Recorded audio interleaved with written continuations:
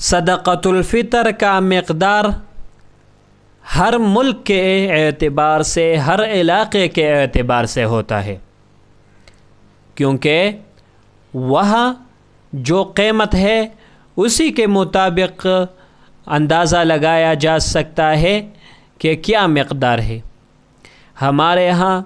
اور یہ سمجھ لیجئے کہ کتنا دینا ہے، اگر گندم کے اعتبار سے، جو، کشمش، کھجور کے اعتبار سے کتنا دینا ہوگا۔ تو اگر گندم کے اعتبار سے آپ نے دینا ہے تو 2.25 kg، 2.25 کلو، ٹھیک ہے۔ وہ آج کل سائنٹیفک ترازو ہے نا، اسی کے ذریعے آپ اندازہ لگا سکتے ہیں۔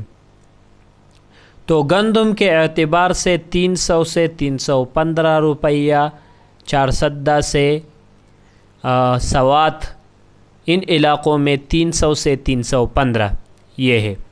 اور جو کے اعتبار سے آپ اندازہ لگا سکتے ہیں 4.5 کلو یہ آپ کو دینے ہوں گے، تو 835 روپے سے 450 سے 800 اسی طرح یہ قیمت ہے۔ کشمش کے اعتبار سے بھی 4.5 کلو اور کھجور کے اعتبار سے بھی 4.5 کلو۔ تو اپنے جگہ کے گندم، جو، کشمش، کھجور کا جو قیمت ہے وہ معلوم کرے کہ کتنے روپیہ پر کلو ہے۔ تو 2.25 کلو آپ کو گندم کے اعتبار سے اور 4.5 یعنی 4.5 کلو یہ آپ جو، کشمش اور کھجور کے اعتبار سے ہیں۔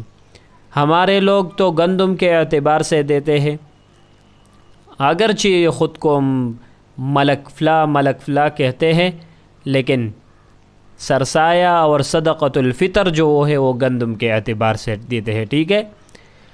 صدقۃ الفطر یہ ہے کیا؟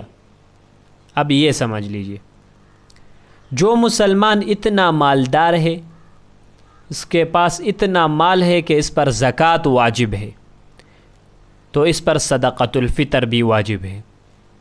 اگر زکوٰۃ واجب نہیں ہے لیکن قرض، ضروری اسباب، یہ جو چیزیں ہیں، اس کے علاوہ اتنا مال ہے اس کے پاس کہ اس کی ملکیت 52.5 تولے چاندی کی قیمت کے برابر ہے یا اس سے زیادہ ہے، تو اس اعتبار سے اس پر عید الفطر کا صدقہ دینا واجب ہے، صدقۃ الفطر دینا واجب ہے، چاہے وہ مالی تجارت ہو یا نہ ہو، چاہے اس پر سال گزرا ہو یا نہ ہو گزرا ہو، اس کو صدقۃ الفطر کہتے ہیں، جو اس بندے پر واجب ہے۔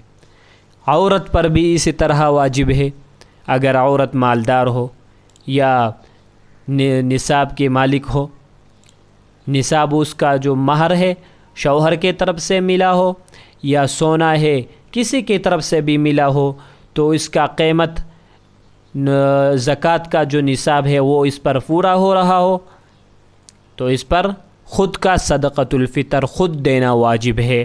اگر شوہر ادا کرے تو بھی ٹھیک ہے، کوئی مسئلہ نہیں ہے۔